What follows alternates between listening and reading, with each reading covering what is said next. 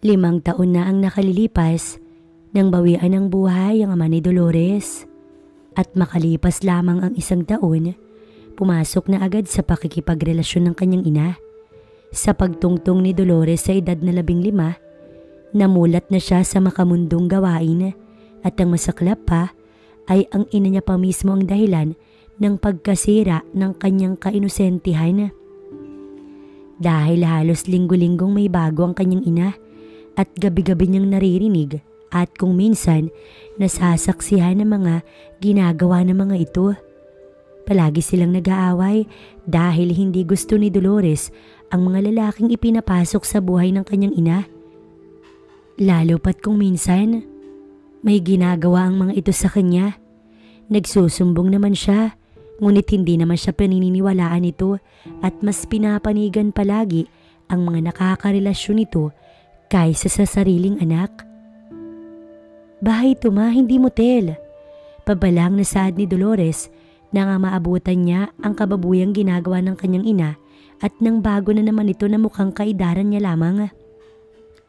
Mapait na napangisi si Dolores nang nagmamadaling nagsuot ng kanyang mga gamit.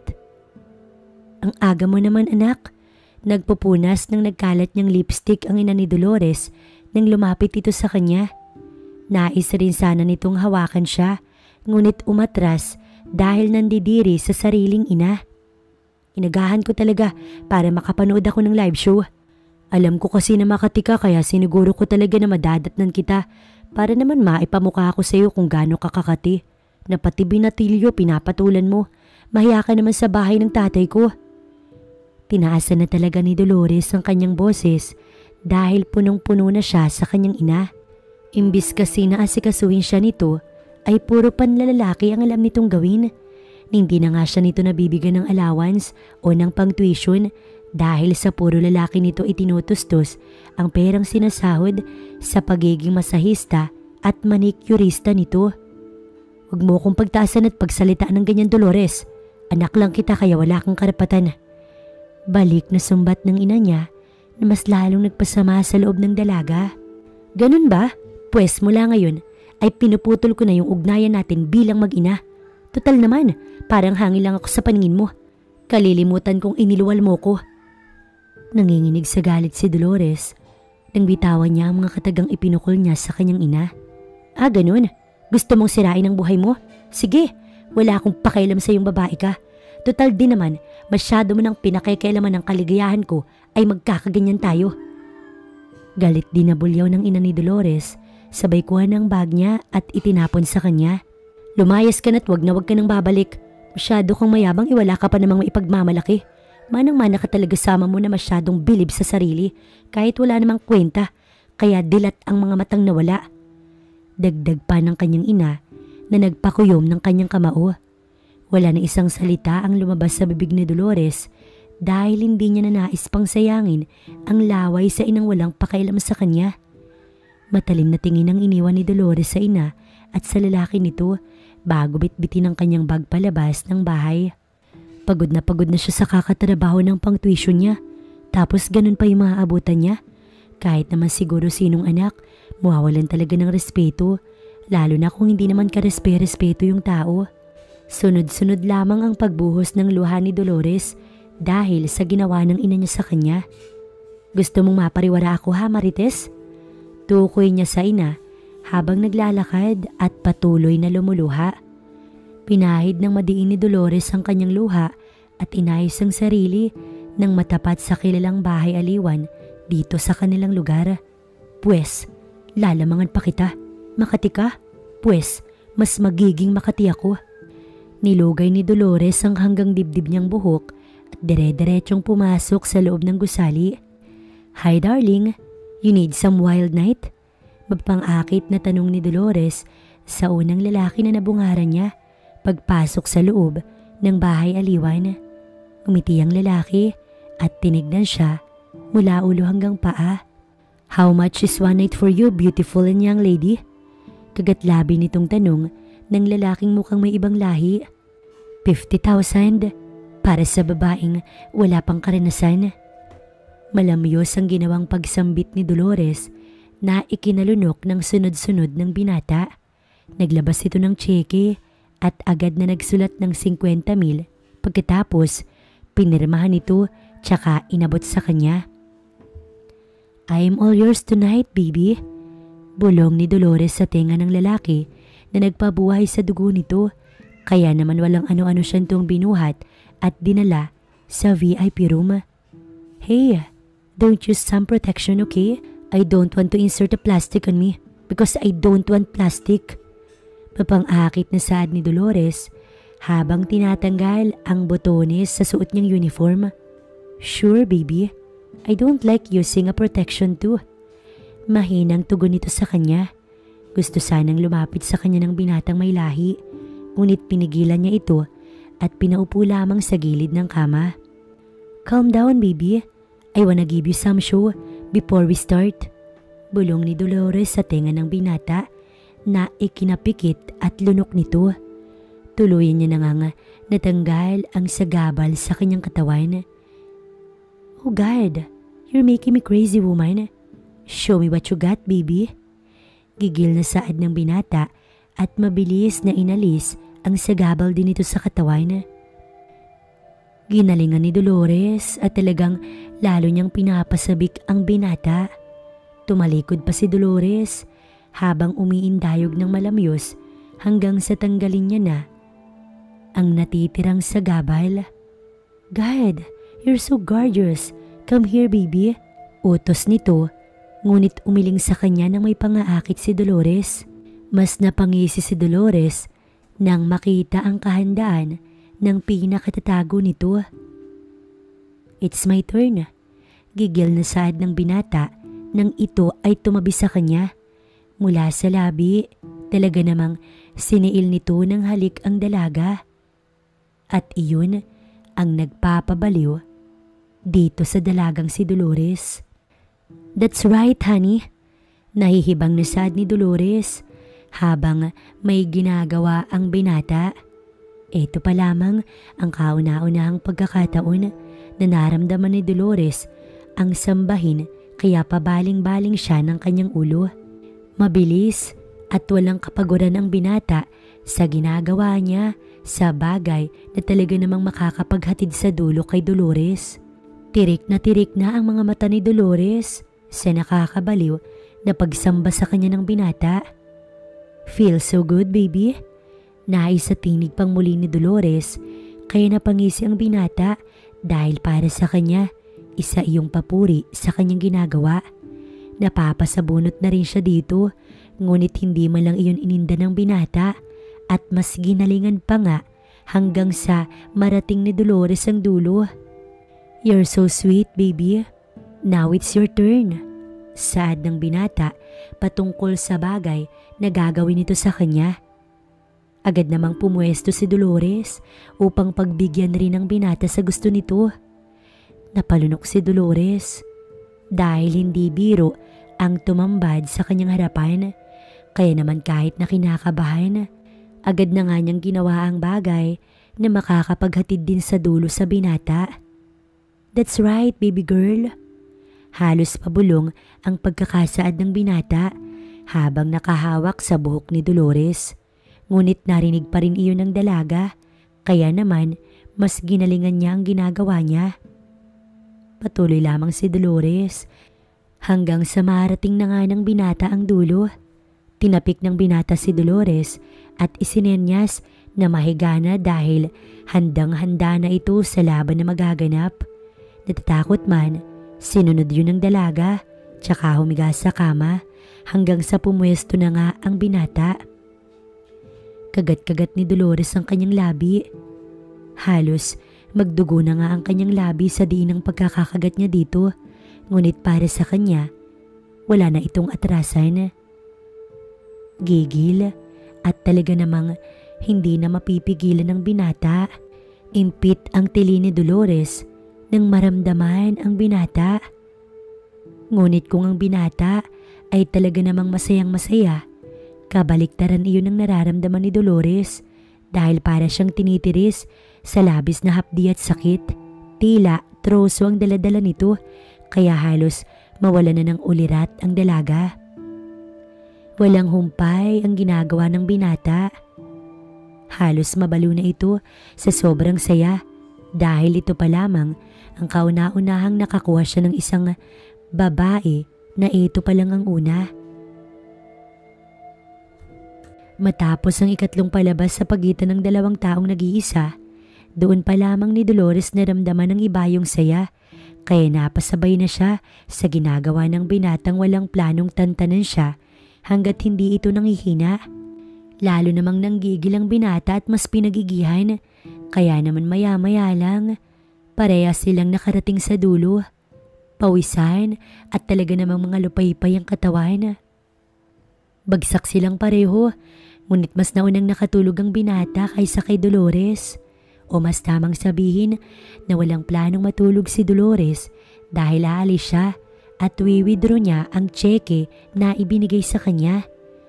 Napapangiwi man sa labis sa sakit si Dolores, pinilit niyang tumayo at dahan-dahang umalis sa tabi ng nakadapang binata. Satisfied na satisfied pogi ah. Nakangising saad ni Dolores bago tuluyang iwan ang tulog na binata. Pagkalabas ng gusali ay nagpara ng taxi si Dolores at nagpahatid sa pinakamalapit na bangko upang doon nga ipalit ang hawak na papel. Pahintay na lang manong ng bayad, magwi-withdraw lang ako. Nakayukong paalam ni Dolores sa driver ng sinakyan niyang taxi. Sige lang miss, maghihintay ako. Nakangiting tugon nito sa kanya, sabay kindat na ikinangiwi ng dalaga. Nagtayuan din ang balahibo niya dahil nakakadiri para sa kanya ang malisyosong tingin nito sa kanya. Nagkibit balikat na lamang siya at nagdire-diretso na nga siya sa loob ng napiling bangko at matapos niyang makuha ang 50,000, bumalik na siya sa pwesto kung saan nakaparada ang sasakyang inupahan. Pwede rin namang ikaw na lang miss ang ipangbayad mo sa akin. Nakangising saad ng driver nang iabot ni Dolores ang pera. Nako, pasensya na manong, hindi ako pumapatol sa gurang. Mataray na saad ni Dolores matapos isinampal sa pagmumukha ng may edad na manyakol ang 500 na bayad niya sa paghatid nito sa kanya. Hindi magawang pumalag ng driver dahil may 2 gwardya sa tapat ng bangko kaya inis na lamang itong umalis. Nag-check-in na lamang si Dolores sa kalapit na hotel at bukas niya na lamang planong maghanap ng apartment na maaaring tirahan. Pabagsak na ihiniga ni Dolores ang kanyang katawan sa malambot na kama ng hotel na napag-check-inan niya. Na hindi na nagawang maglinis ng katawan ni Dolores kahit na nanlalagkit na siya dahil labis na talaga ang pagod niya. Isama pa ang pananakit ng bagay na iyon sa kanya. Paggising niya nga kinaumagahan, tumawag siya ng customer service at humingi ng maaari niyang pamalit dahil hindi naman niya maaaring gamitin ang damit niya dahil madumi at malagkit yun. Matapos makipag-usap ng dalaga sa telepono, nagtanggal na siya ng damit tsaka pumasok sa banyo. Shower lamang ang naroroon at walang bathtub kaya naligo na lamang ang dalaga kahit na parang gusto niyang magbabad. Matapos maligo, sakto na ang pagdating ng kailangan ni Dolores kaya naman nakatapi niya lamang sinalubong ang binatang crew. Ngunit nang aabutin niya na ang bitbit nito, siya namang pagkahulog ng kanyang tapis. Pupulutin na sana ni Dolores ang tuwalyang nalaglag. Ngunit nakita niya ang paglunok ng binata kaya hindi niya yun kinuha at unti-unting lumapit sa binatang crew. Ma'am, ano pong ginagawa niyo? Nahihirapang tanong ng binata sa kanya. Ngunit ngumiti lamang ng mapang-akit si Dolores at dahan-dahang pinadaos-dos ang kanyang kamay pababa sa hita nito. Gusto mo bang nakikita mo? Malamyos na saad ni Dolores. Hindi na nakapagpigil pa ang binatang crew at agad na isinandal si Dolores sa pader. Agad siya nitong siniil ng halik at talaga namang halos magkahanda sugat-sugat ang kanyang labi dahil sa paghalik ng binata. Tila ba, sabik na sabik rin ito sa bagay na yun. Ito pa lamang ang pangalawang lalaki na kanyang makakasama. Mabilis ang ginawa nila ng mga oras na yun. Pagkatapos ng kanilang halikan, agad na nga silang pumwesto. Hindi na sila makapaghintay pa. Habang ginagawa nila yun, nakukuha pa siyang halikan ng binata. Napapapikit naman si Dolores at napili niyang kumapit sa bedsheet ng kama. Parehas nilang hindi mapigilan na may lumabas na ingay sa kanilang mga lalamunan. Tila mga uhaw na uhaw sa bagay na yun at ilang sandali nga, parehas nilang narating ang dulo. Mga lupaypay at pawisan dahil sa naganap na iyon. Salamat ma'am, mauna na ako. Kung kailangan mo ulit ng gagawa nito, tawagin mo lang ako. Nakangiting sad ng binata bago mag-iwan ng numero kay Dolores.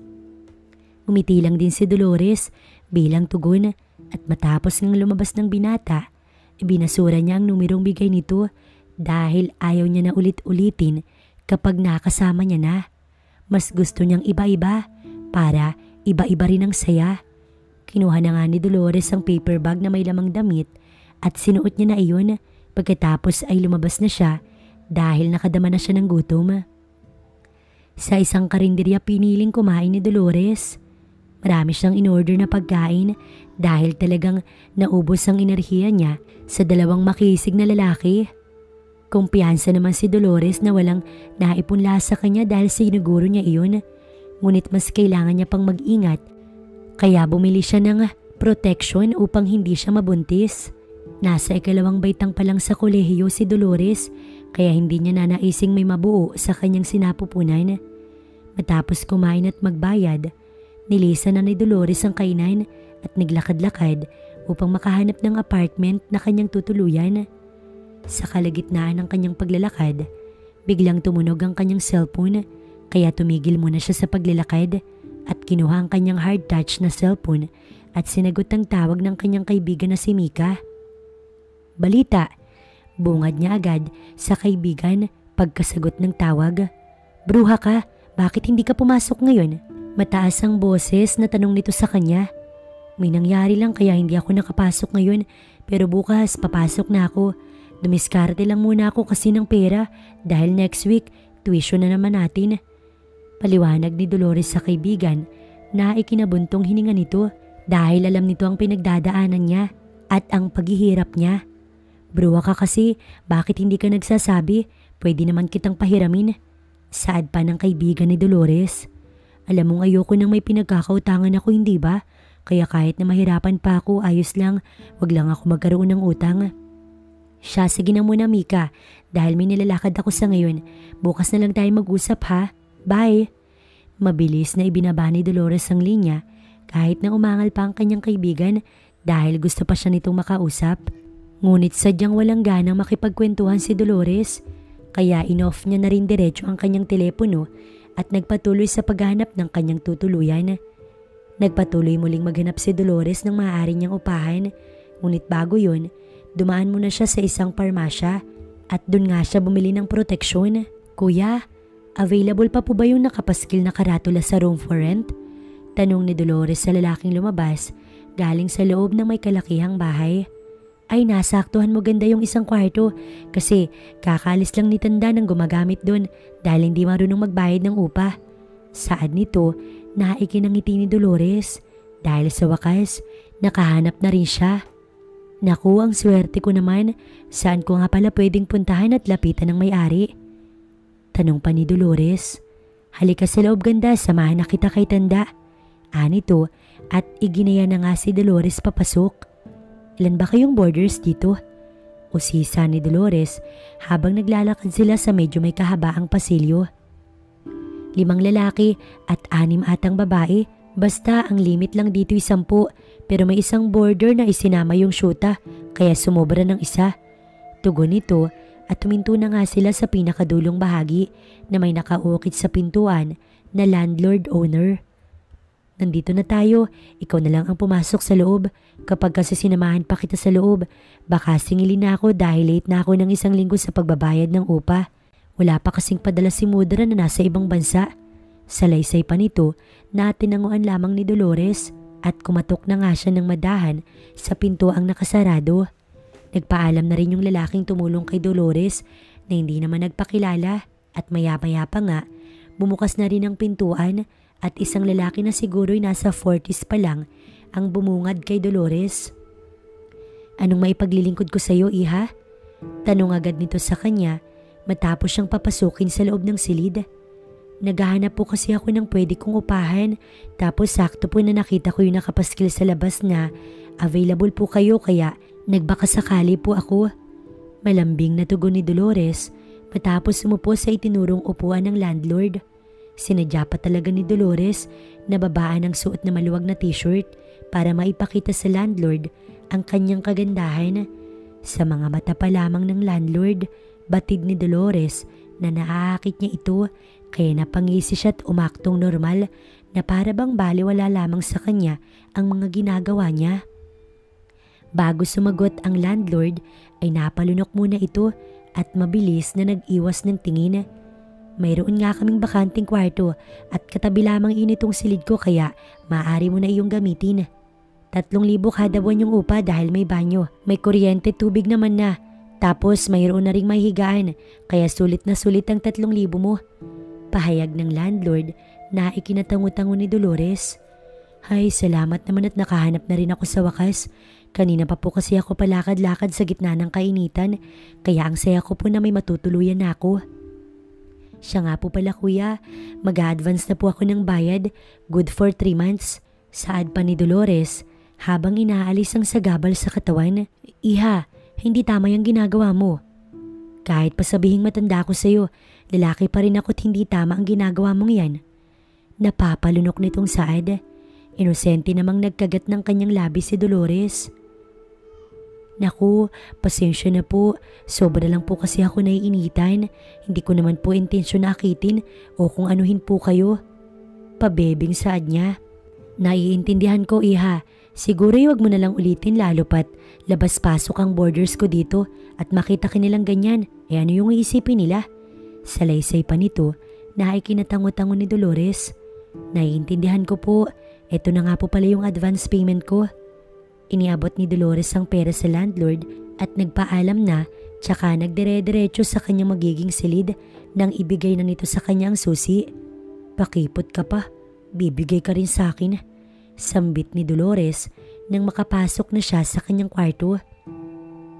Pangatlong prospect ni Dolores ang landlord kaya wala siyang planong sukuan ito sa kanyang pangaakit.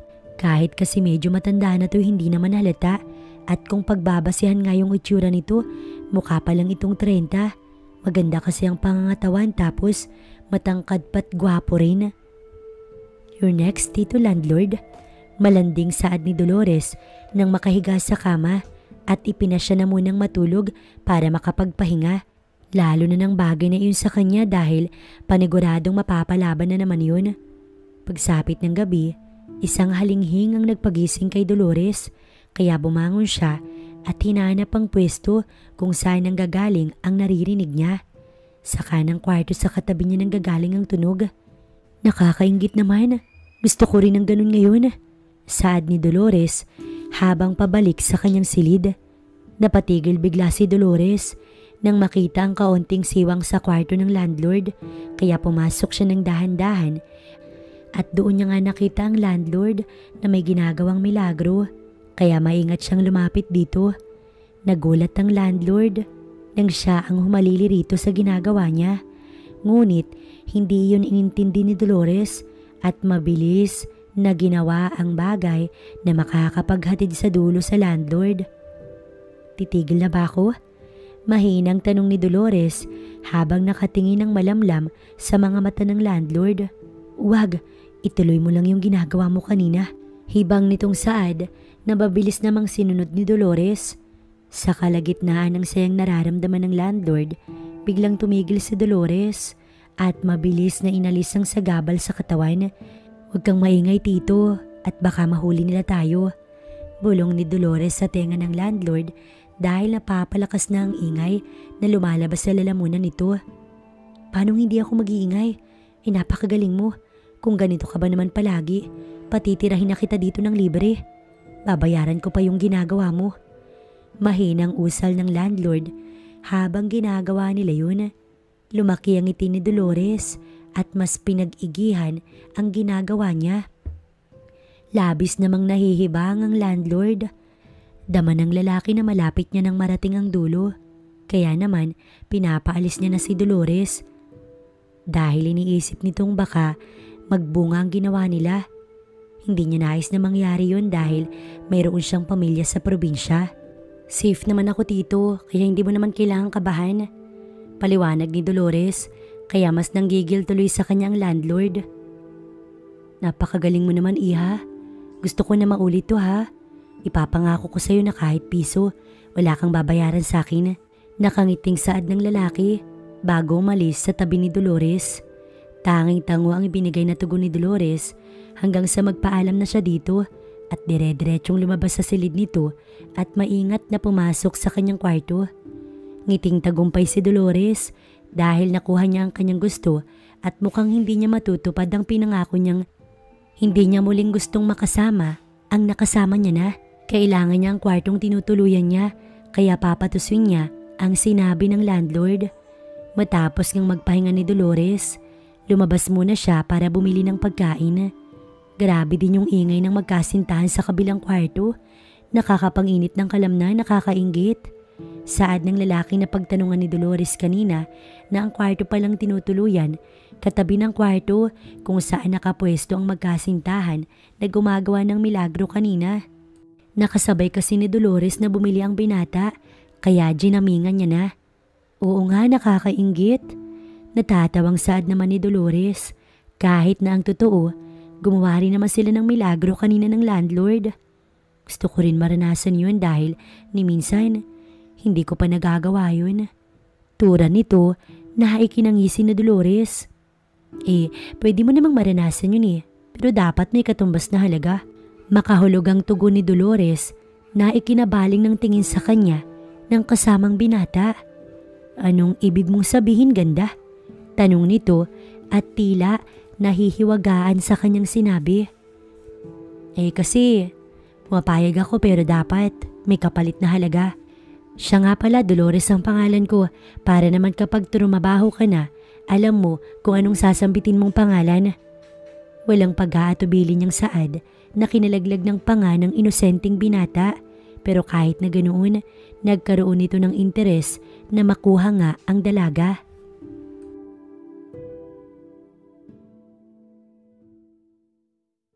Sige, gawin natin yung Dolores kapag pinadalhan ako ng nanay ko. Desididong sambit nito sa kanya na ikinalaki ng ngiti ni Dolores. Deal, saad ni Dolores at nakipagkamay sa binatang malaki ang ngiti sa kanya. Pinagpatuloy na nga nila ang pagkain sa karinderyang kanilang piniling kainan. Matapos ngang kumain, umuwi na sila at nagkanya-kanya ng pasok sa kanilang mga silid. Sa ngayon, ipapahinga muna ni Dolores ang kanyang pinakatatago. Feeling niya kasi namamaga na to. Pagsapit ng umaga, naghahanda na si Dolores sa pagpasok sa universidad. Pagpasok pa lang ni Dolores sa entrada ng paaralan nila, sinalubong agad siya ng kaibigang si Mika. Naku Mika, ayoko ng sermon mo please lang. Pagod at stress ako. Pangunguna niyang saad sa kaibigan na nakasimangot sa kanya. Bruhang to, hindi ba pwedeng mangangamusta lang? May tampong saad nito, tsaka siya inikutan ng mata. Wala kasi akong panahong ikwento ang pangit kong buhay Mika. Kaya pasensya ka na, huwag ka na magtampo. Tara na, pasok na tayo. Inakay na nga ni Dolores ang kaibigang naiinis sa kanya dahil naglilihim na siya dito. Sa gitna ng klase, bagot na bagot si Dolores. Walang ibang pumapasok sa utak niya, kundi ang makipag-isa sa iba't ibang lalaki. Mukhang naa-addict na talaga siya at mukha ring iyon na lang ang gusto niyang gawin sa buhay niya dahil pagka-uwi niya pa lang, pinasok niya agad ang silid ng landlord at ginawa nila ulit ang bagay na yun. Hindi pa doon natatapos ang lahat. Kaya naman ang binatang inaya niya naman ang pinasok niya at kahit na wala pang paunang bayad, ay pumayag na nga siya na gawin nila ang bagay na yun. Ang tindi mo, Dolores. Sa ilang segundo lang, pinaranas mo sa akin ang saya. Hingal na saad ng binata habang nagpupunas ng pawis. Umiti lamang sa kanya si Dolores bago nito isuot ang nagkalat na sagabal sa katawan. Mauna na ako, magsabi ka lang kung gusto mo pa at mabilis naman akong kausap. Kinindatan muna ni Dolores ang binata bago siya lumabas ng silid nito.